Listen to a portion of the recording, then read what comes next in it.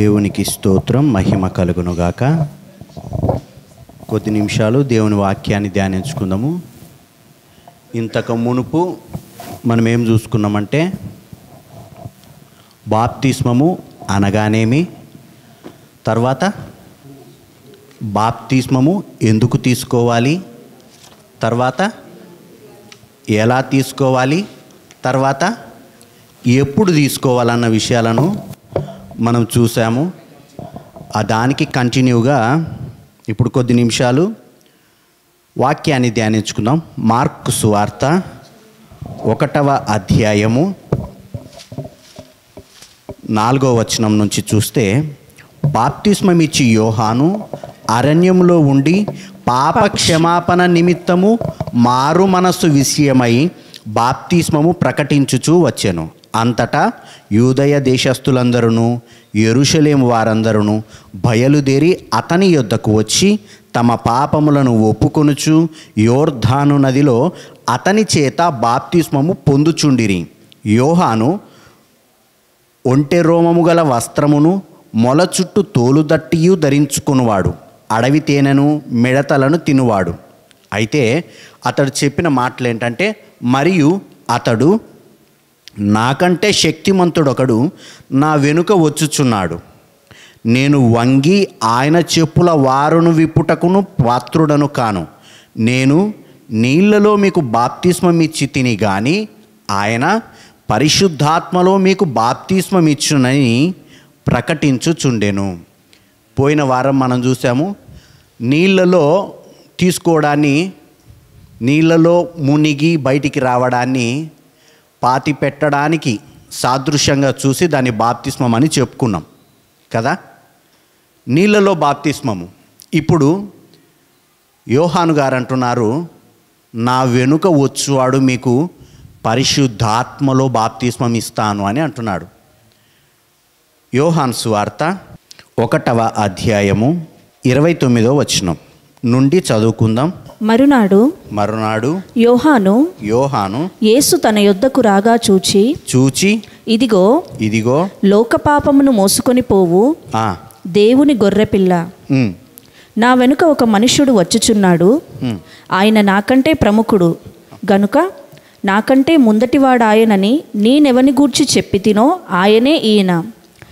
నేను ఆయనను ఎరుగనైతిని గాని ఆయన ఇశ్రాయేలునకు ప్రత్యక్షమగుటకు నేను నీళ్లలో బాప్తిస్మం ఇచ్చుచూ వచ్చి తినని చెప్పెను. మరియు యోహాను సాక్ష్యం ఇచ్చుచు, ఆత్మ పావురము వలె ఆకాశము నుండి దిగివచ్చుట చూచి తిని ఆ ఆత్మ ఆయన మీద నిలిచెను. నేను ఆయనను ఎరుగనైతిని గాని నీళ్లలో బాప్తిస్మం ఇచ్చుటకు నన్ను పంపినవాడు నేనెవని మీద ఆత్మ దిగివచ్చి నిలుచుట చూతువో ఆయనే పరిశుద్ధాత్మలో బాప్తిస్మం ఇచ్చువాడని నాతో చెప్పెను. రైట్. మనకు ఇక్కడ ఇంతకు మునుపు నీళ్ళలో బాప్తిసం చూసాం, ఇప్పుడు పరిశుద్ధాత్మలో బాప్తిస్మము. పరిశుద్ధాత్మలో బాప్తిస్మం అంటే అర్థం ఏమనుకుంటున్నారు? అప్పుడే యోహాను సువార్త 14వ అధ్యాయము 1వ వచనం చదవండి. మీ హృదయము కలవరపడనీయకుడి, మీ హృదయాలను కలవరపడనీయకుడి, దేవుని యందు విశ్వాసముంచుచున్నారు, నా యందును విశ్వాసముంచుడి. చాల్మా. ఇక్కడ చెప్పే సందర్భం ఏంటంటే, యేసు ప్రభుల వారు శిష్యుల్ని చివరిగా విడిచి వెళ్ళేటప్పుడు వాళ్ళకు కొన్ని మాటలు చెప్తా అన్నాడు. ఇంతవరకు మీరు దేవునిపైన విశ్వాసం ఉంచారు కదా, అలానే నా మీద కూడా మీరు విశ్వాసం ఉంచండి, మీ హృదయాలను కలవరపడనీయకండి. ఎందుకంటే నేను ఇప్పుడు యెరూషలేంకి వెళ్తాను కొద్ది దినాల్లో. యెరూషలేంకి వెళ్ళిన తర్వాత అక్కడ నన్ను ఏం చేస్తారంటే, వాళ్ళు సిలువకు అప్పచెప్తారు, కొడతారు, సిలువకు అప్పచెప్పిన తర్వాత ప్రాణం తీస్తారు. ఇవన్నీ ముందు జరగబోతున్నాయి అని ఈ విషయాలని వాళ్ళకి చెప్పేసరికి వాళ్ళలో ఒక రకమైన భయం వచ్చింది. ఇంతవరకు మాకు సపోర్ట్గా ఉంటివి, ఇప్పుడు నువ్వు వెళ్ళిపోతే మా పరిస్థితి ఏంది? అద్భుతాలు చేయడానికి కానీ ఆశ్చర్యకార్యాలు చేయడానికి నీవే కదా మాకు దిక్కు. ఇంతవరకు నువ్వు చెప్పిన మాటల ప్రకారం మేము నడుచుకుంటూ వచ్చాము, ఇప్పుడు నువ్వు వెళ్ళిన తర్వాత మా పరిస్థితి ఏంది అని వాళ్ళు ఒక రకమైన భయానికి గురైనప్పుడు అప్పుడు దేవుడు వాళ్ళతో అన్నాడు, మీ హృదయాలను కలవరపడనీయకండి అని చెప్పి అదే 14వ అధ్యాయము 16వ వచనం. నేను తండ్రిని వేడుకొందును, నేను తండ్రిని వేడుకొందును, మీ యొద్ద ఎల్లప్పుడూ నుండుటకై ఆయన వేరొక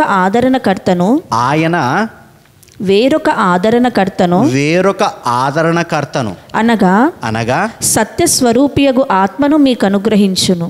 చాల్మా, వెళ్తూ వెళ్తూ కొన్ని మాటలు చెప్పాడు. నేను వెళ్తాను, నేను తండ్రి యొద్దకు వెళ్తాను, వెళ్ళిన తర్వాత మీకు ఈ భూమి మీద సపోర్ట్గా ఉండడానికి వేరొక ఆదరణకర్తను పంపిస్తాను, ఆయనే పరిశుద్ధాత్మ దేవుడు అని చెప్పాడు వాళ్ళకు. వేరొక ఆదరణకర్త అంటే యేసు ప్రభుల వారు ఎవరు? మరి యేసు ప్రభుల వారు ఎవరు? ఆయన కూడా ఆదరణకర్తనా కాదా? యోహాను రాసినటువంటి పత్రిక 2వ అధ్యాయము 1వ వచనం. నా చిన్నపిల్లలారా మీరు పాపము చేయకుండుటకై ఈ సంగతులను మీకు వ్రాయుచున్నాను. ఎవడైనను పాపము చేసిన ఎడల నీతిమంతుడైన యేసుక్రీస్తు అను ఉత్తరవాది తండ్రి యొద్ద మనకున్నాడు. కింద పుట్నోట్లో ఏమనుంది? ఆదరణకర్త. ఎవరు? యేసుక్రీస్తు అనే ఉత్తరవాది అంటే మనకి ఇప్పుడు ఏమని తేలింది?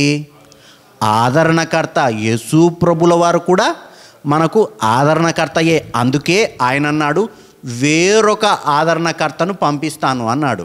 ఇప్పుడు ఓ స్కూల్లో క్లాస్ జరుగుతుంది, ఈ పీరియడ్ అయిపోయిన తర్వాత ఏమంటాము? వేరే సార్ వస్తారు అని చెప్పాం. నెక్స్ట్ సార్ ఇంకో సార్ వస్తారు ఇక్కడికి అని చెప్పాం. నెక్స్ట్ సార్ వస్తారంటే ఈయన సార్ కాదనే అర్థము. ఈయన కూడా సారే కాబట్టి నెక్స్ట్ సార్ వస్తారు అని అర్థం. అట్లా నేను ఆదరణకర్తను, మీకు ఈ భూమి మీద ఆదరణ కలిగించడానికి వేరొక ఆదరణకర్త అనగా పరిశుద్ధాత్మ దేవుడు మీకు వస్తాడు, మీ దగ్గర ఉంటాడు. మీరు చింత చేయాల్సిన అవసరం లేదు. రోమీలకు రాసినటువంటి పత్రిక 15వ అధ్యాయం 6వ వచనం. మన ప్రభువైన యేసుక్రీస్తు తండ్రి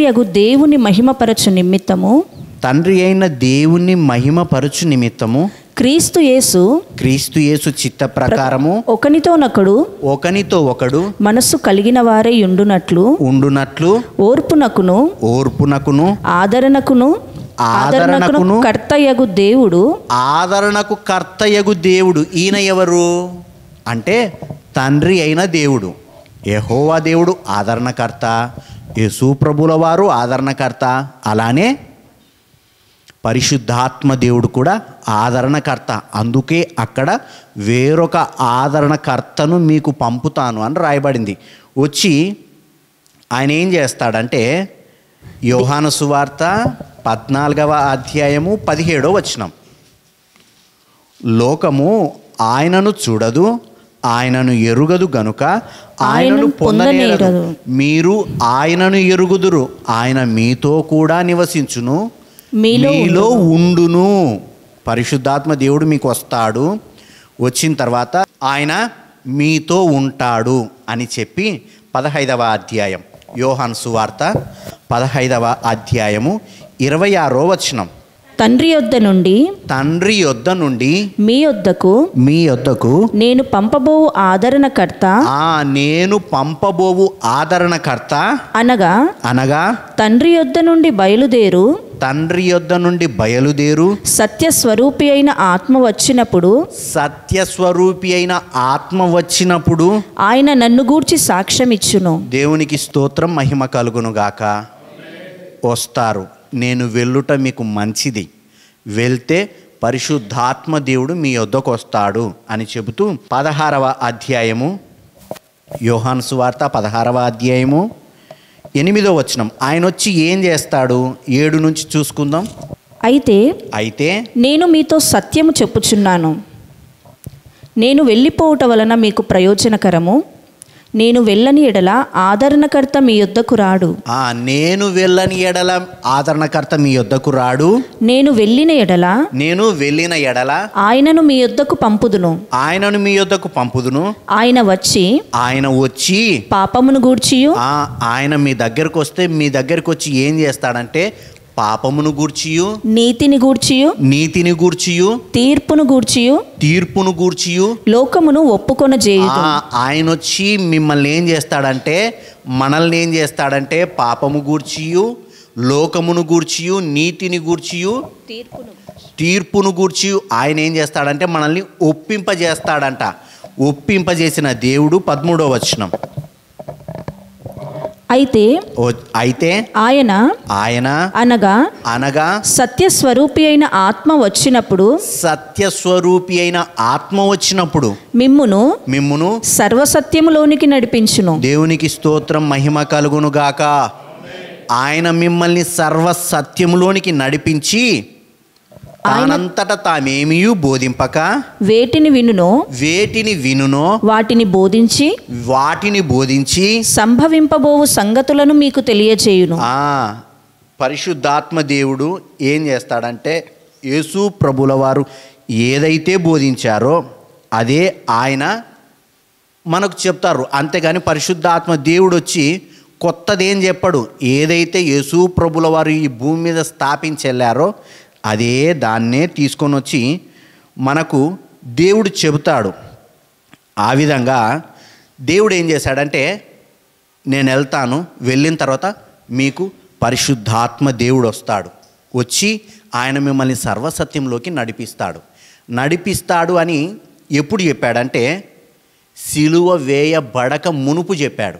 సిలువ వేయబడక మునుపు చెప్పి అదే యోహాను సువార్త 20వ అధ్యాయము 22వ వచనం. 20:22 ఆయన ఈ మాటలు చెప్పి వారి మీద ఊది పరిశుద్ధాత్మను పొందుడి. మీరు ఎవరి పాపములు క్షమింతురో చాల్మా. దేవుడు అన్నమాట మీరు పరిశుద్ధాత్మను పొందుడి అని అన్నారు. వెంటనే వీళ్ళు పరిశుద్ధాత్మను పొందుకున్నారా? పరిశుద్ధాత్మ దేవుడు వీళ్ళ మీదకి దిగి వచ్చాడా? రాలేదు. చెబుతూ ఏమన్నా అంటే, నేను వెళ్ళి ఆదరణకర్తను మీకు పంపిన తర్వాత ఆయన వచ్చి మిమ్మల్ని సర్వసత్యంలోకి నడిపించడానికంటే ముందు మిమ్మల్ని పాపాలు ఒప్పుకునేటట్టు చేస్తాడు.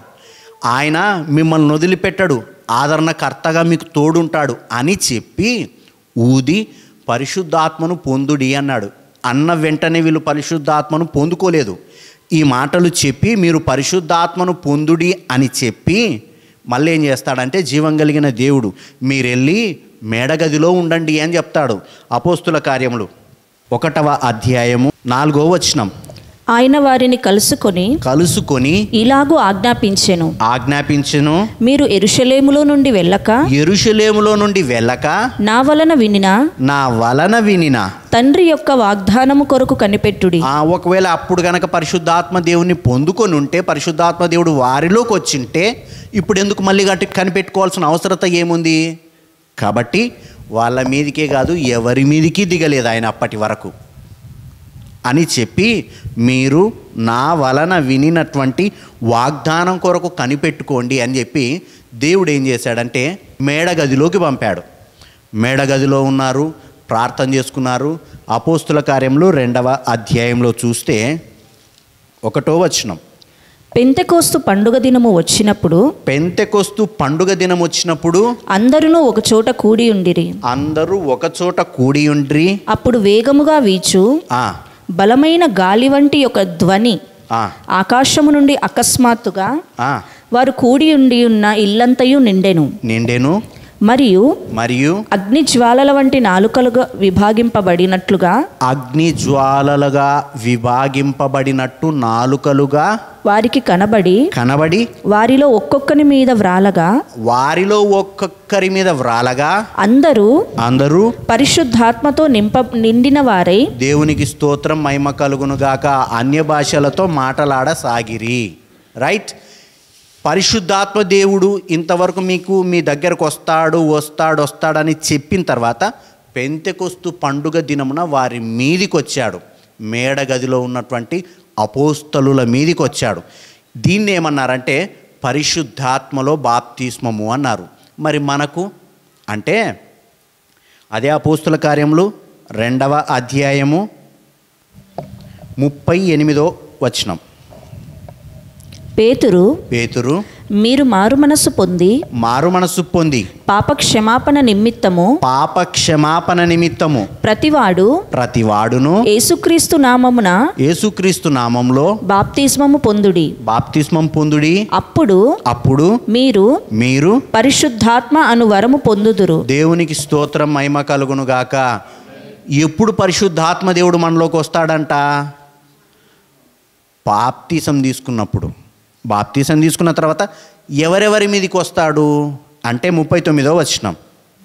ఈ వాగ్దానము మీకును మీ పిల్లలకును దూరస్తులందరికిని అనగా ప్రభువైన మన దేవుడు తన యొద్దకు పిలిచిన వారందరికిని చెందునని. తన యొద్దకు వచ్చిన వారందరికీ దేవుడు తనల్ని ఎవరినైతే పిలిస్తే దగ్గరకు వచ్చింటారే వారందరికీ చెందును. పరిశుద్ధాత్మ దేవుడు మనలోకి ఎప్పుడు వస్తాడంటే ఆయన ఎవరినైతే పిలిచిన వాళ్ళు ఆయన దగ్గరకు వచ్చారో, వచ్చినోళ్ళు పాప క్షమాపణ నిమిత్తము బాప్తిసం తీసుకున్న వారిలోకి పరిశుద్ధాత్మ దేవుడు వస్తాడు అని మనకు లేఖనం చెప్పింది. అంతేకాకుండా ఈ పరిశుద్ధాత్మ దేవుడు వీళ్ళ మీదకి కుమ్మరింపబడడాన్నే ఒకవేళ పరిశుద్ధాత్మలో బాప్తిస్మమని మనం ఎలా తెలుసుకోగలమంటే అదే అపోస్తుల కార్యములు 11వ అధ్యాయంలో చూస్తే 16వ వచనం. అప్పుడు యోహాను నీళ్లతో బాప్తిస్మం ఇచ్చెను గాని. మీకు యోహాను నీళ్లతో బాప్తిసం ఇచ్చెను. మనం మార్కు సువార్తలో లూకా సువార్తలో చదువుకున్న, మార్కు సువార్తలో యోహాను సువార్తలో రెండిట్లో మనం చదువుకొని వచ్చాం. ఏమని?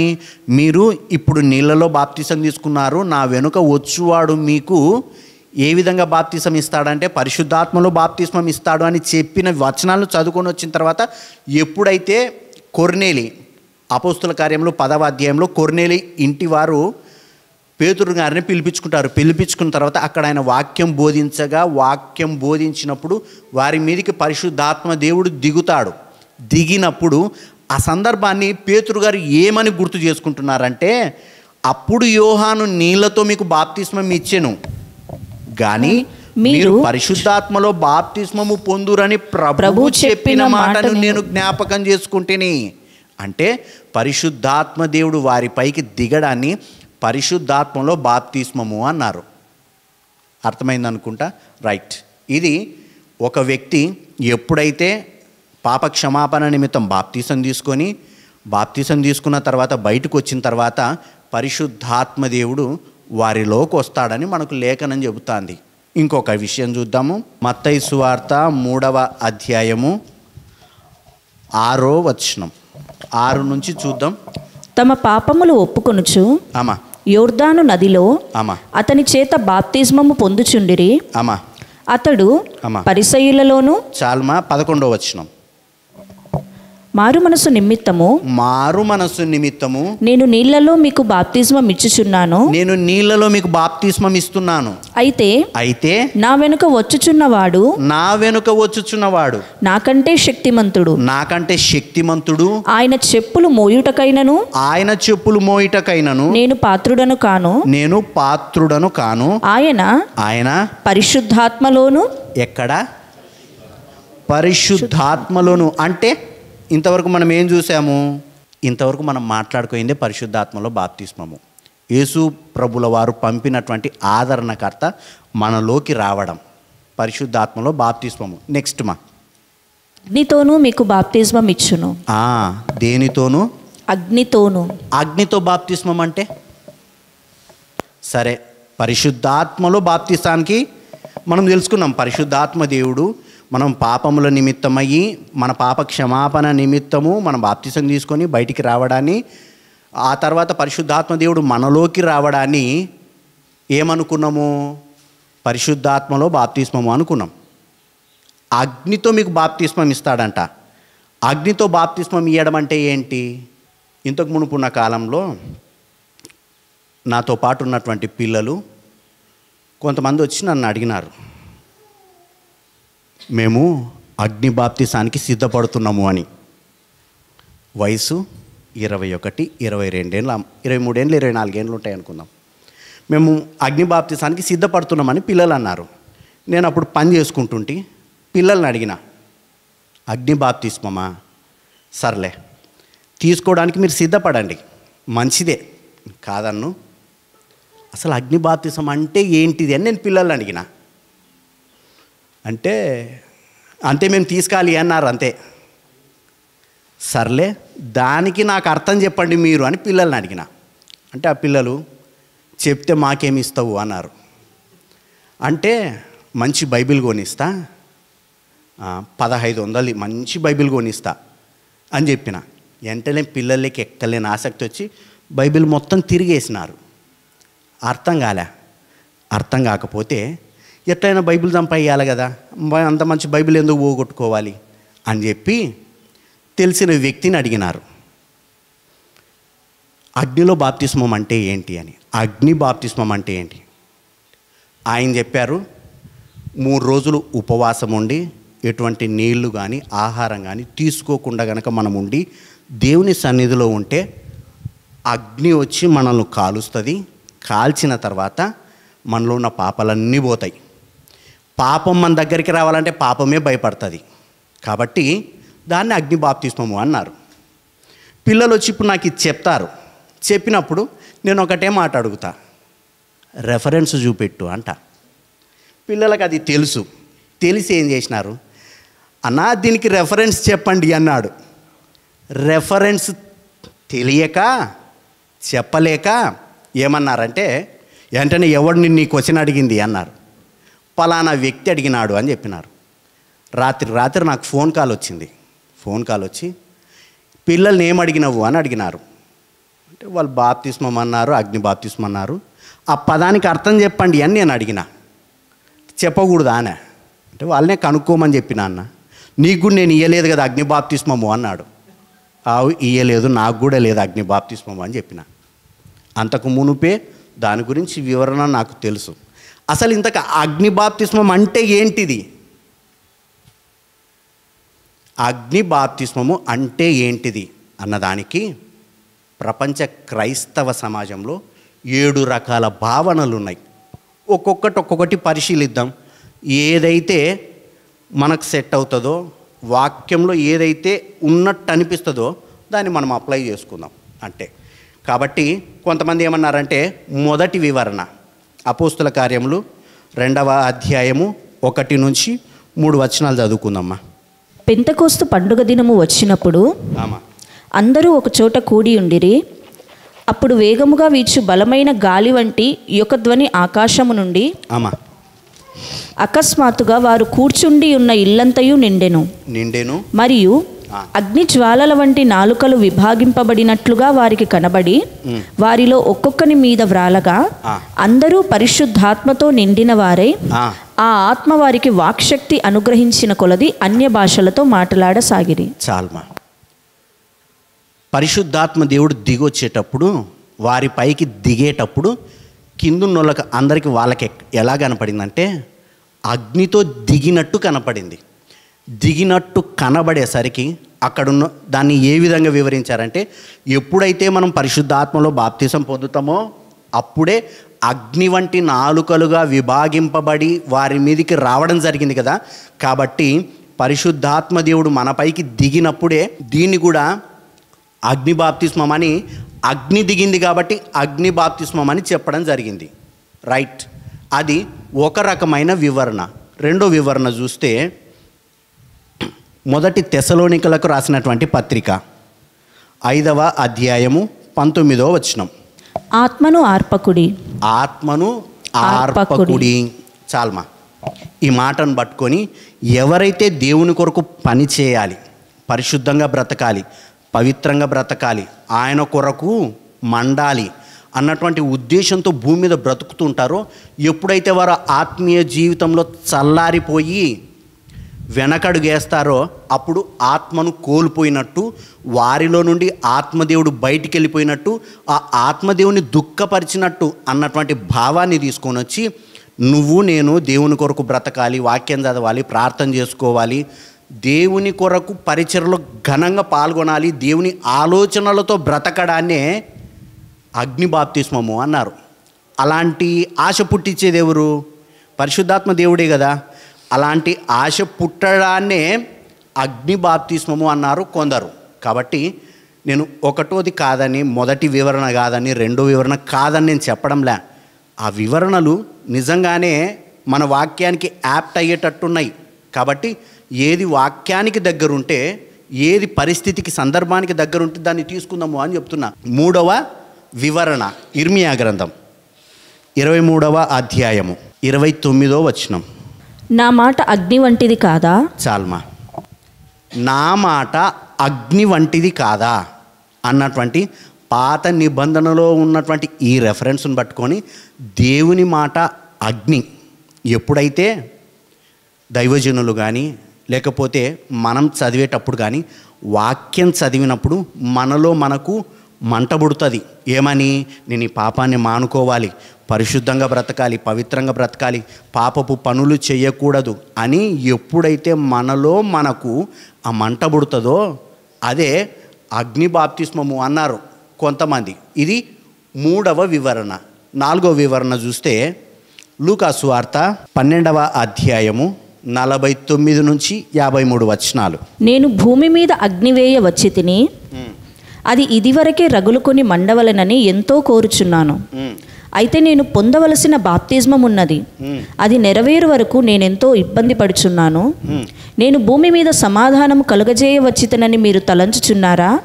కాదు, భేదమునే కలుగజేయ వచ్చితనని మీతో చెప్పుచున్నాను.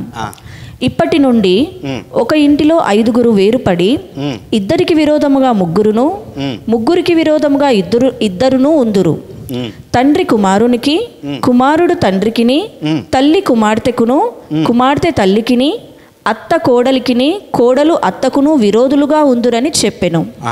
సందర్భం ఏంటంటే లూకా సువార్తలో దేవుడు చెబుతూ, ఎప్పుడైతే మీరు దేవుని నమ్ముతారో, నమ్మిన తర్వాత మీకంటూ కష్టాలు, ఇబ్బందులు, శ్రమలు వస్తాయి కదా.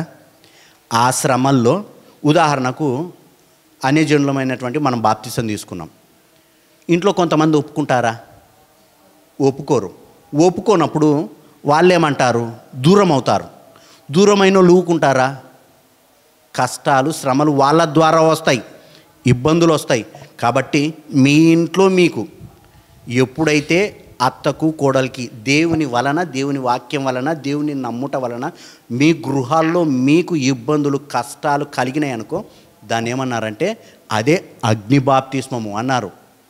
కొంతమంది ఏమన్నారంటే మీరు ప్రభువుని నమ్మిన తర్వాత మీ పద్ధతులకు వాళ్ళ పద్ధతులకు నచ్చవు. వాళ్ళు సినిమాలు చూస్తారు, మీరు సినిమాలు చూడరు. వాళ్ళు సీరియల్ చూస్తారు, మీరు సీరియల్ చూడరు. వాళ్ళు 24 గంటలు సెల్లులతో బ్రతుకుతారు, మీరు సెల్లులతో బ్రతకరు. దేవుని వాక్యంతో బ్రతుకుతారు, ప్రార్థనతో బ్రతుకుతారు. మీకు వాళ్ళకు తేడా కదా. అలాంటప్పుడు వాళ్ళకు మీకు ఖచ్చితంగా ఇద్దరి మధ్యన వ్యతిరేకత అన్నది ఏర్పడుతుంది. వ్యతిరేకత ఏర్పడినప్పుడు వాళ్ళు మిమ్మల్ని బాధ పెట్టడాన్ని దాన్ని ఏమన్నారంటే అగ్ని బాప్తిస్మము అన్నారు. అది ఎన్నో వివరణ? 4వ వివరణ. 5వ వివరణ చూద్దాము. మొదటి పేతురు రాసినటువంటి పత్రిక, పేతురు రాసినటువంటి మొదటి పత్రిక 4వ అధ్యాయము 12వ వచనం. ప్రియులారా మిమ్మును శోధించుటకు మీకు కలుగుచున్న అగ్ని వంటి మహాశ్రమలను గూర్చి మీకేదో ఒక వింత సంభవించినట్లు ఆశ్చర్యపడకుడి. క్రీస్తు మహిమ బయలుపరచబడినప్పుడు మీరు మహానందముతో సంతోషించు నిమిత్తము క్రీస్తు శ్రమలలో మీరు పాలివారై ఉన్నంతగా సంతోషించుడి. చాలమా. అగ్ని వంటి మహాశ్రమలను దేంతో పోల్చారంటే అగ్ని బాప్తిస్మంతో పోల్చారు. అగ్ని ప్లస్ మహాశ్రమలు.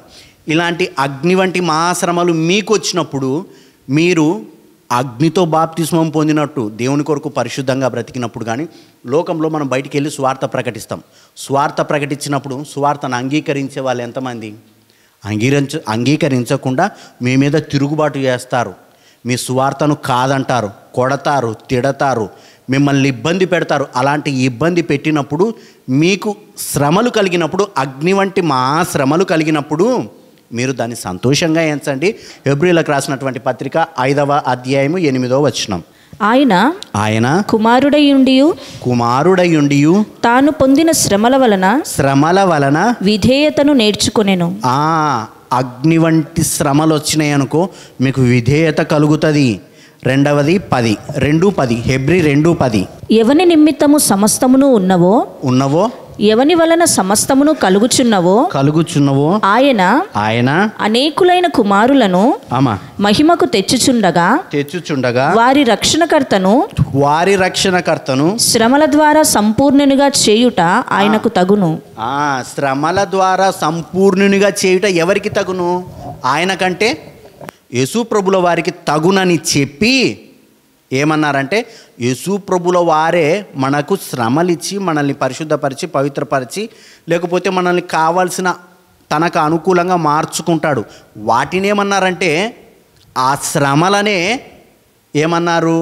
అగ్నితో బాప్తిస్మము అన్నారు. తర్వాత అపోస్తుల కార్యములు 8వ అధ్యాయము 1వ వచనం. ఆ కాలమందు యెరూషలేములోని సంఘమునకు గొప్ప హింస కలిగినందున చాల్మా ఆ గొప్ప హింసను కొంతమంది ఏమన్నారంటే ఆ యెరూషలేములో కలిగినటువంటి గొప్ప హింసను పరిశుద్ధాత్మ దేవుడు ఇచ్చేటువంటి అగ్ని బాప్తిస్మము అన్నారు. ఈ అగ్ని బాప్తిస్మము అయిపోయింది, జరిగిపోయింది. ఒకటి ఎప్పుడు? పరిశుద్ధాత్మ దేవుడు మన మీదకి వచ్చినప్పుడే అగ్నితో పాటు ఆయన వచ్చినాడు కాబట్టి అప్పుడే అగ్ని బాప్తిస్మము జరిగిపోయింది అన్నారు. ఇక్కడ అగ్ని వంటి మహాశ్రమలు మీకు కలుగుతున్నప్పుడు పరిశుద్ధాత్మ అగ్ని మీకు అలాంటి సమస్యలను తెచ్చినప్పుడు మీరేంటంటే ఆత్మలో అగ్నితో బాప్తిసం పొందినట్టు అని చెప్పడం జరిగింది. అంతేకాకుండా 14వ అధ్యాయం 22వ వచనం అపోస్తుల కార్యములు. శిష్యుల మనసులను దృఢపరిచి విశ్వాసమందు నిలకడగా ఉండవలెననియు అనేక శ్రమలను అనుభవించి మనము దేవుని రాజ్యంలో ప్రవేశింపవలెనని వారిని హెచ్చరించిరి. హెబ్రీలకు రాసినటువంటి పత్రిక 11వ అధ్యాయము 38 నుంచి 35 నుంచి 38 వచనాలు. స్త్రీలు మృతులైన తమ వారిని పునరుత్థానం వలన మరలా పొందిరి. కొందరైతే మరి శ్రేష్టమైన పునరుత్థానము పొందగోరి విడుదల పొందనుల్లక యాతన పెట్టబడిరి. మరికొందరు తిరస్కారములను కొరడా దెబ్బలను మరి బంధకములను ఖైదును అనుభవించిరి. రాళ్లతో కొట్టబడిరి, రంపములతో కోయబడి, శోధింపబడిరి, ఖడ్గముతో చంపబడిరి. గొర్రెల చర్మములను మేక చర్మములను వేసుకొని దరిద్రులైయుండియు శ్రమపడి హింస పొందుచు అడవులలోనూ కొండల మీదను గుహలలోనూ సొరంగములలోనూ తిరుగులాడుచు సంచరించిరి. చాల్మా ఒక్క మాటలో చెప్పాలంటే శ్రమలతో ప్రయాణమే అగ్ని బాప్తిస్మం. ప్రభువుని నమ్మిన తర్వాత నీకు శ్రమలు, ఇబ్బందులు, కష్టాలు వచ్చాయనుకో అదే అగ్ని బాప్తిస్మము అన్నారు. ఇది ఎన్నో వివరణ? శ్రమలతో ప్రయాణమే అగ్ని బాప్తిస్మము. ఇది ఎన్నో వివరణ? 5వ వివరణ. 6వ వివరణ చూస్తే పాత నిబంధనలో చాలాసార్లు దేవుడు అగ్నిలో ప్రత్యక్షమవుతాడు. ఎందుకంటే నా సన్నిధి మీతో ఉంది, లేకపోతే నేను మీకు తోడుగా ఉన్నానని చెప్పడానికి దేవుడు అగ్నిలో ప్రత్యక్షమవుతాడు. కావాలంటే ఆదికాండము 15వ అధ్యాయంలో చూస్తే 17వ వచనం. మరియు ప్రొద్దుగుంకి కటిక చీకటి పడినప్పుడు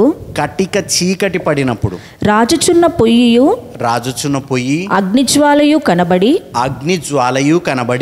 ఆ ఖండముల మధ్య నడిచిపోయెను. ఆ దేవుడు అక్కడున్నాడు, ఆయన సన్నిధి అక్కడుంది అని తెలియజేయడానికి అగ్నిని తీసుకున్నారు.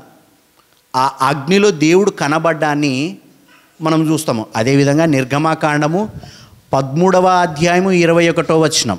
వారు పగలు రాత్రియు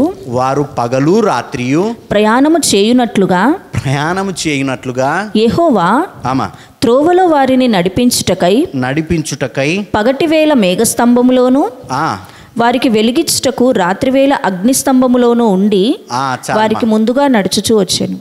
ఆయన సన్నిధి మీకు తోడుగా ఉంది అని చెప్పడానికి దేవుడు అగ్నిస్తంభములో ప్రయాణం చేసినట్టుంది. సంఖ్యాకాండము 14వ అధ్యాయము 14వ వచనం. యెహోవా అను నీవు ఆ, ఈ ప్రజల మధ్య ఉన్నావనియు యెహోవా అను నీవు ముఖాముఖిగా కనబడిన వాడవనియు అనియు నీ మేఘము వారి మీద నిలుచుచున్నదనియు నీవు పగలు మేఘస్తంభములోను రాత్రి అగ్నిస్తంభములోను వారి ముందర నడుచుచున్నావనియు. చాల్మా, వారితో పాటు ఆయన సన్నిధి ఉందని చెప్పడానికి ఆయన అగ్నిస్తంభంలో వీరితో పాటు ప్రయాణం చేశాడు అని చెప్పడం. తర్వాత నిర్గమాకాండం 19వ అధ్యాయము 18వ వచనం. యెహోవా అగ్నితో సీనాయి పర్వతం మీదికి దిగి వచ్చినందున. సాల్మా, ఎట్లా దిగొచ్చాడంట? సీనాయి పర్వతం మీదికి అగ్నితో దిగొచ్చాడు. కాబట్టి జీవం కలిగిన దేవుడు అలా అగ్నితో భూమి మీదకి దిగొచ్చి నేను నీకు తోడున్నానని వాళ్ళందరికీ చెప్పాడు. నా సన్నిధి మీతో పాటు ఉంది, మీరు భయపడకండి అన్నాడు. తర్వాత దేవుడు మనకు తోడున్నాడని చెప్పడానికి సూచనగా జీవం కలిగిన దేవుడు అగ్నిలో ప్రత్యక్షమైనాడు కదా. నీకు నాకు తోడున్నాడని చెప్పడాన్నే అగ్ని బాప్తిస్మము అన్నారు. మొదటి రాజుల గ్రంథము 18వ అధ్యాయము 24వ వచనం. తరువాత మీరు మీ దేవత పేరును బట్టి ప్రార్థన చేయుడి, నేనైతే యెహోవా నామమును బట్టి ప్రార్థన చేయుదును. ఏ దేవుడు కట్టెలను తగలబెట్టుట చేత ప్రత్యుత్తరం ఇచ్చునో ఆయనే దేవుడని నిశ్చయించుదము రండని ఏలియా మరలా జనులతో చెప్పగా జనులందరూ ఆ మాట మంచిదని ప్రత్యుత్తరం ఇచ్చిరి. అప్పుడు దేవుడు ఆకాశంలో నుండి అగ్నిని దించుతాడు. దించి అక్కడున్నటువంటి బలి పశువును కాల్చివేస్తాడు.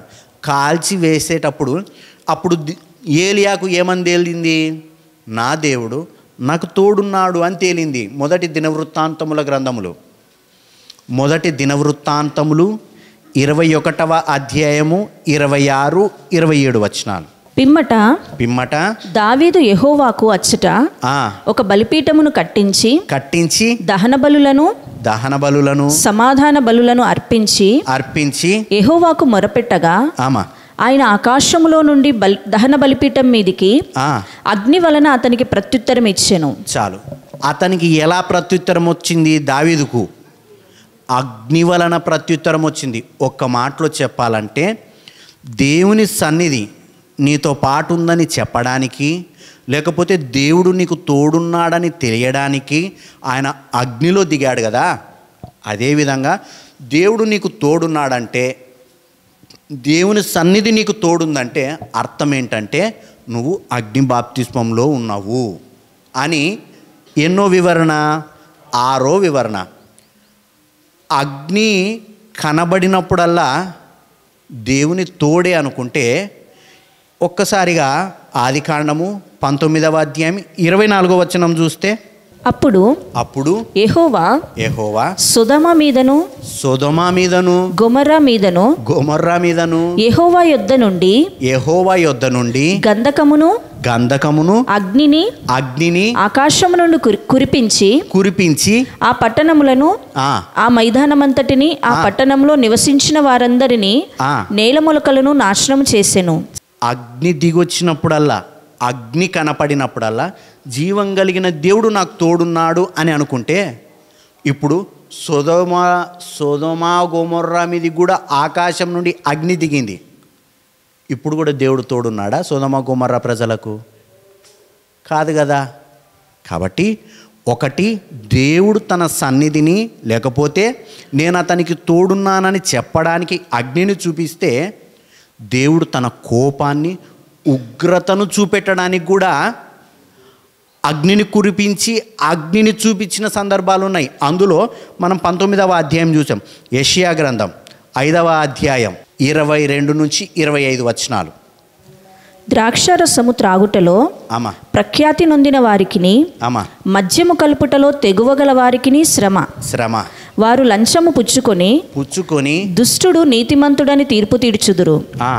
నీతిమంతుల నీతిని దుర్నీతిగా కనబడ చేయుదురు. సైన్యములకు అధిపతియగు యెహోవా యొక్క ధర్మశాస్త్రమును నిర్లక్ష్య పెట్టుదురు. ఇశ్రాయేలు యొక్క పరిశుద్ధ దేవుని వాక్కును తృణీకరించుదురు. కాబట్టి అగ్నిజ్వాల కొయ్యకాలును కాల్చివేయునట్లు ఎండిన గడ్డి మంటలో భస్మమగునట్లు వారి వేరు కుళ్ళిపోవును, వారి పువ్వు ధూళివలే పైకి ఎగిరిపోవును. చాల్మా, మాటినకపోతే నా అగ్ని వచ్చి మిమ్మల్ని కాలుస్తుంది. నా ధర్మశాస్త్రాన్ని మీరు నిరర్థకం చేస్తే నా అగ్ని వచ్చి మిమ్మల్ని కాలుస్తుంది అని చెప్పాడు. తర్వాత అదే యెషయా గ్రంథం 31వ అధ్యాయము 8-9 వచనాలు. నరునిది కాని ఖడ్గము వలన అశ్షూరీయులు కూలుదురు, మనుష్యునిది కాని కత్తిపాలగుదురు. ఖడ్గము ఎదుట నుండి వారు పారిపోవుదురు, వారి పడుచువారు దాసులగుదురు. భీతి చేత వారి ఆశ్రయదుర్గము సమసిపోవును, వారి అధిపతులు ధ్వజమును చూచి భీతి నొంది వెనుకదీయుదురని యెహోవా సెలవిచ్చుచున్నాడు. సియోనులో ఆయన అగ్నియు, యెరూషలేములో ఆయన కొలిమియు ఉన్నవి. చాల్మా, సియోనులో ఆయన అగ్ని కొలిమి 2 ఉన్నాయంట. అంటే అశ్షూరులు వస్తారా, వచ్చి ఈ ప్రాంతం మీద యుద్ధం చేసి గెలుచుకుపోయేంత సీన్ వాళ్ళకి లేదు. ఇక్కడ అగ్ని ఉంది, కొలిమి ఉంది అన్నాడు దేవుడు. వాళ్ళను భయపెట్టడానికి ఇక్కడ అగ్ని కొలిమి ఉంది అని చెప్పే సందర్భంలో పరిశుద్ధాత్మ అగ్నిని మనకిక్కడ కనబడుతుంది. అదే యెషయా గ్రంథం 33వ అధ్యాయం 10-14 వచనాలు. చున్నాడు, ఇప్పుడే లేచెను, ఇప్పుడే నన్ను గొప్ప చేసి కొనేదను, ఇప్పుడే నాకు ఘనత తెచ్చుకొనేదను. మీరు పొట్టును గర్భము ధరించి కొయ్యకాలును కందురు, మీ ఊపిరియే అగ్ని అయినట్టు మిమ్మను దహించి వేయుచున్నది. నా నుండి వచ్చే కోపము మిమ్మల్ని అగ్నిలా దహిస్తుంది, నా కోపము మిమ్మల్ని అగ్నిలా దహిస్తుంది అని చెప్పి అదే యెషయా గ్రంథం 66వ అధ్యాయము 15వ వచనం. ఆలకించుడి మహాకోపముతో ప్రతీకారం చేయడానికి అగ్నిజ్వాలలతో గద్దించుటకును యెహోవా అగ్ని రూపముగా వచ్చుచున్నాడు. దేవుడంట అగ్ని రూపముగా వచ్చుచున్నాడు. జెఫన్యా గ్రంథం 2వ అధ్యాయము 1-2 వచనాలు. సిగ్గుమాలిన జనులారా కూడిరండి, పొట్టు గాలికి ఎగురునట్లు సమయం గతించిపోతాంది. విధి నిర్ణయం కాకమునుపే యెహోవా కోపాగ్ని మీ మీదికి రాకమునుపే మిమ్మల్ని శిక్షించడానికై యెహోవా ఉగ్రత దినము రాకమునుపే కూడిరండి. దేవుని ఉగ్రతను చూపెట్టడానికి, ఆయన కోపాన్ని మీ మీదికి వస్తుందని చూపెట్టడానికి అగ్నిని తీసుకున్నాడు దేవుడు. అదే జెఫన్యా గ్రంథము 3వ అధ్యాయము 8వ వచనం. కాబట్టి యెహోవా సెలవిచ్చు వాక్కు ఏదంటే నా కొరకు కనిపెట్టుడి, నేను లేచి ఎరపట్టుకొను దినము కొరకు కనిపెట్టియుండుడి. నా ఉగ్రతను నా కోపాగ్ని అంతటిని వారి మీద కుమ్మరించుటకై అన్యజనులకును. చాల్మా, అర్థమైంది అనుకుంటా. ఇప్పుడు ఉగ్రతను, తన కోపాన్ని చూపెట్టేటప్పుడు అగ్ని అని పోల్చడం జరిగింది. కాబట్టి దేవుని ఉగ్రత మన మీదకి రావడాన్ని, లేకపోతే దేవుని కోపం మన మీదకి రావడాన్ని అగ్ని బాప్తిసం అని ఇంకొకరు చెప్పారు. మొత్తం ఎన్ని? 7. అంతేనా? 7. ఈ 7 ఏది నిజమైన అగ్ని బాప్తిస్మము? యోహాన్ గారు చెప్పింది. 7 ఏది నిజము? మొదటిది ఏంటిది? పరిశుద్ధాత్మ దేవుడు దిగినప్పుడే అగ్ని నాలుకలుగా కనబడ్డాడు కదా, కాబట్టి అదే అగ్ని బాప్తిస్మము అన్నారు. రెండవది ఏంటి? ఆత్మను ఆర్పకుడి అన్నారు కదా, కాబట్టి దేవుని కొరకు పరిశుద్ధంగా పవిత్రంగా బ్రతకాలన్న ప్రేరేపణ నీలో కలిగినప్పుడు అదే అగ్ని బాప్తిస్మము అన్నారు. 3వది, నా మాట అగ్ని వంటిది కాదా అన్నప్పుడు దేవుని వాక్యాన్ని వినేటప్పుడు కానీ చదివేటప్పుడు కానీ మనలో వచ్చే మంట, మనము దేవుని కొరకు బాగా బ్రతకాలన్న ఆలోచన అని కలిగినప్పుడు అదే మనకు అగ్ని బాప్తిస్మం అన్నారు కొందరు. 4వది, నేను భూమి మీద అగ్ని వేయవచ్చి తిని. మీ కుటుంబాల్లో ఇబ్బందులు, దేవుని వాక్యం వలన, దేవుని వెంబడించుట వలన మీ ఇంట్లో కనుక గొడవలు, సమస్యలు వచ్చినాయనుకో, ఇబ్బందులు వచ్చినాయనుకో, దీని అగ్ని బాప్తిస్మము అని అన్నారు. అయిపోయింది. ఎన్నోది? 4వది. 5వది ఏమన్నారు? అగ్ని వంటి మహాశ్రమలు మీకు కలుగునప్పుడు, అది ఏదో అనుకోకండి, అగ్ని వంటి మహాశ్రమలు మీకు కలగడమే అగ్ని బాప్తిస్మము అన్నారు. 6వది, దేవుడు అగ్నిలో ప్రత్యక్షమై నేను నీకు తోడున్నాను, నా సన్నిధి నీతో ఉందని చెప్పడాన్ని అగ్ని బాప్తిస్మము అన్నారు. 7వది, ఆ ఉగ్రత మీ మీదికి వస్తే అది అగ్ని బాప్తిస్మము, ఆయన కోపాన్ని చూపెట్టడాన్ని అగ్ని బాప్తిస్మము అన్నారు. ఏది ఇప్పుడు ఒరిజినల్ అగ్ని బాప్తిస్మం? ఏది అంటే సందర్భాన్ని చదువుదాం. మత్తయి సువార్త 3వ అధ్యాయం 4వ వచనం నుండి. ఈ యోహాను ఒంటె రోమముల వస్త్రమును మొల చుట్టూ తోలు దట్టియు ధరించుకొనువాడు, మిడతలను అడవి తేనెయు అతనికి ఆహారము. ఆ సమయమున యెరూషలేము వారు యూదయ వారందరును యోర్దాను నదీ ప్రాంతముల వారందరును అతని యొద్దకు వచ్చి తమ పాపములు ఒప్పుకొనుచు యోర్దాను నదిలో అతని చేత బాప్తిస్మం పొందుచుండిరి. జరుగుతున్న సందర్భం ఏంటంటే, అక్కడ అందరూ వచ్చి బాప్తిసం తీసుకుంటున్నారు. ఎట్లా తీసుకుంటున్నారంటే, తమ పాపములను ఒప్పుకొనుచు బాప్తిసం తీసుకుంటున్నారు. అదే సమయంలోనే ఎవరు వచ్చారంటే, ఆ బాప్తిసం దగ్గరికి, బాప్తిసం తీసుకుంటే మంచి జరుగుతుంది, బాగుంటుంది, ఆ గొప్ప వ్యక్తి యోహాన్ గారు వచ్చి మీకు బాప్తిసం ఇస్తున్నారు అంటే ఉరుకులాడుకుంటా అందరు వచ్చినారు. వచ్చిన వాళ్ళలో కొందరిని చూశాడు. అతడు పరిసయ్యులలోను సద్దూకయ్యులలోను అనేకులు బాప్తిస్మం పొందవచ్చుట చూచి సర్ప సంతానమా రాబోవు ఉగ్రతను తప్పించుకొనుటకు మీకు బుద్ధి చెప్పిన వాడెవడు? మీకు బుద్ధి చెప్పినోడెవడు? మారు మనసుకు తగిన ఫలము ఫలించుడి. చాలమా, బాప్తిసం తీసుకోవడానికి ఇప్పుడు మనమే పోయినాం. పోతే మనతో పాటు కొంతమంది వచ్చినారనుకో, బాప్తిసం ఇస్తూ సర్ప సంతానమా అని అన్నామంటే ఆడ ఫైట్ ఎంత ఘోరంగా ఉండాలి. సర్ప సంతానమా అంటే ఓ పాము పిల్లలారా అని కాదు అర్థము, అపవాది పిల్లలారా అని అర్థము.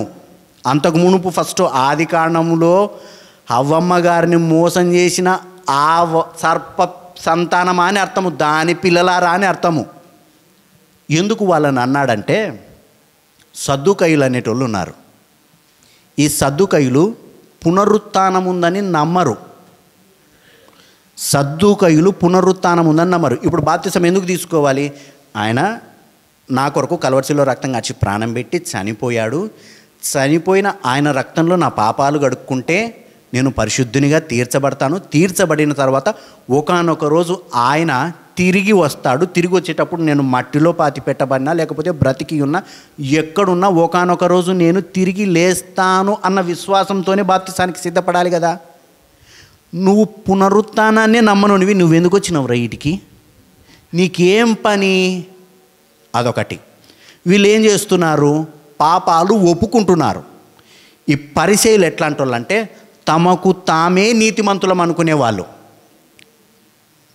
సమరయుడు, 2 వ్యక్తులుంటే మందిరానికి వెళ్తే తనకు తాను, అయ్యా నేను అతనిలా కాదు, నాకు నేను ఎట్లుంటానంటే వారంలో 2 రోజులు ఉపవాసం ఉంటా, నేను అన్నిట్లో దశంభాగాన్ని ఇచ్చేటోని, అది ఇదని తనను తాను గొప్ప చేసుకునేవాడు.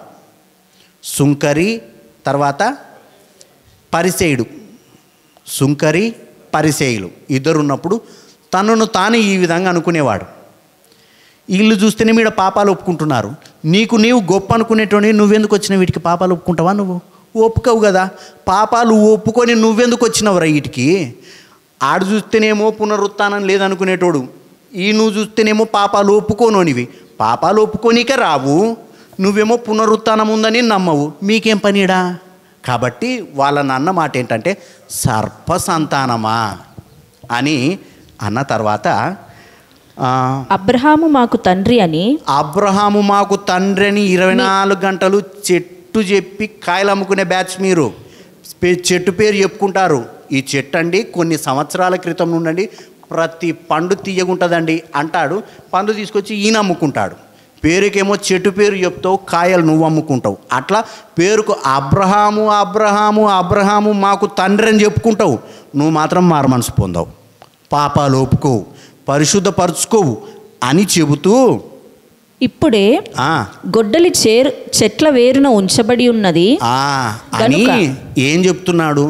మీరు గనుక పాపాలు ఒప్పుకోకుండా, లేకపోతే పునరుత్థానం ఉందని నమ్మకుండా, దేవుణ్ణి నమ్మకుండా మీరు బ్రతుకుతున్నారు కదా, ఆయన చెప్పిన మాటలను కాదని బ్రతుకుతున్నారు కదా, జాగ్రత్త అని చెప్పి చెట్లకు గొడ్డలు ఎక్కడుంది?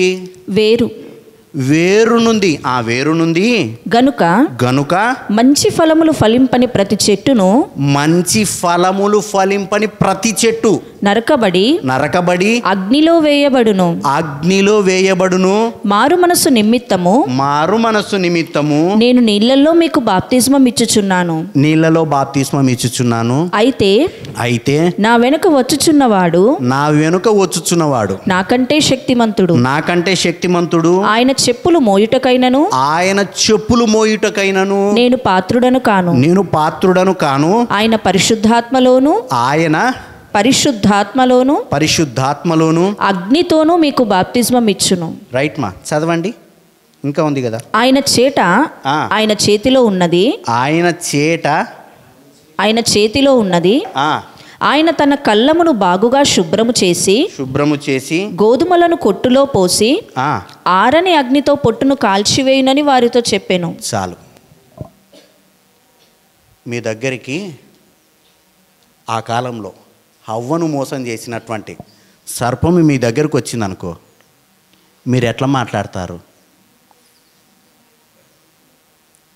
మీకు పవర్స్ ఉన్నాయి, మనకు పవర్స్ ఉన్నాయి. లేదులే, దేవుని రాజ్యానికి వ్యతిరేకంగా బ్రతికే వ్యక్తి మీ దగ్గరకు వస్తే మీరు ఎట్లా మాట్లాడతారు? కూర్చోండి, కాఫీ తాగండి, టీ తాగండి, స్నాక్స్ తీసుకోండి, తెప్పిరా అని మాట్లాడతామా?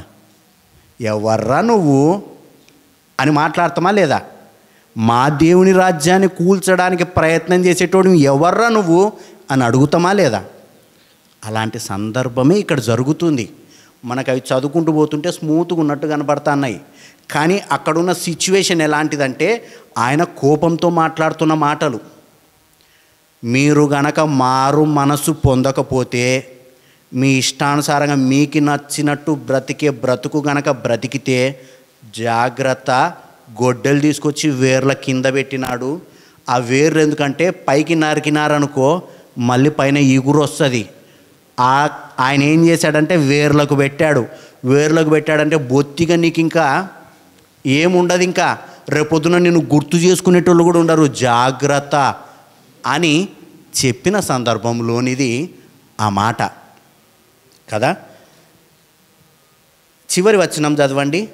ఇప్పుడు చదువుకున్న దాంట్లో చివరి వచనం, ఆయన పరిశుద్ధాత్మలోను అగ్నితోను మీకు బాప్తిస్మం ఇచ్చును. ఆయన చేతిలో ఉన్నది. ఆ చేతిలో ఉన్నది.